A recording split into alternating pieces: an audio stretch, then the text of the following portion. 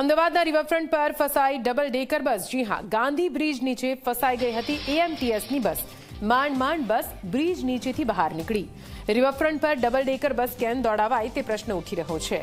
ડ્રાઈવરે કહ્યું, પાંડે સાહેબનો આદેશ હતો એટલે બસને દોડાવી। રિવરફ્રન્ટ પર દોડી શકે તેમ નથી ડબલ ડેકર બસ તેવું ડ્રાઈવરનું કહેવું છે, પરંતુ અધિકારીના કહેવા અનુસાર આ બસને રિવરફ્રન્ટ પર પણ દોડાવી દેવામાં આવી। જો કે બ્રિજ આવતાની સાથે કેવી રીતે આ બસ બ્રિજની નીચે ફસાઈ હતી તેના દ્રશ્યો જુઓ। ઝાડ બહુ અડી જાય છે પણ તમને અહીંયાથી લાવવાનું કોઈ કીધું? અરે આજે જ હજુ મુહૂર્ત કર્યું છે, ગાડીનું મુહૂર્ત આજે કર્યું છે? આજે જ કર્યું તો પછી છે। કોઈ સંજોગોમાં રિવરફ્રન્ટમાં આવી ગાડી, હે કોઈ સંજોગોમાં રિવરફ્રન્ટમાં ગાડી ના આવે, કારણ કે બે બાજુ ઝાડ હોય, અમે ગાડી વચ્ચે રાખીએ। પણ આ ડબલ ડેકર લઈને તમે શું કામ અંદર ઘૂસી ગયા? અમને તો આજે ઓર્ડર કરી બે જ ગાડી ચાલુ કરી। પણ તમને ઓર્ડર કર્યો વાત સાચી છે, પણ તમારે રિવરફ્રન્ટમાંથી લાવવાની શું જરૂર એમ? અમે તો ના જ પાડીએ છીએ।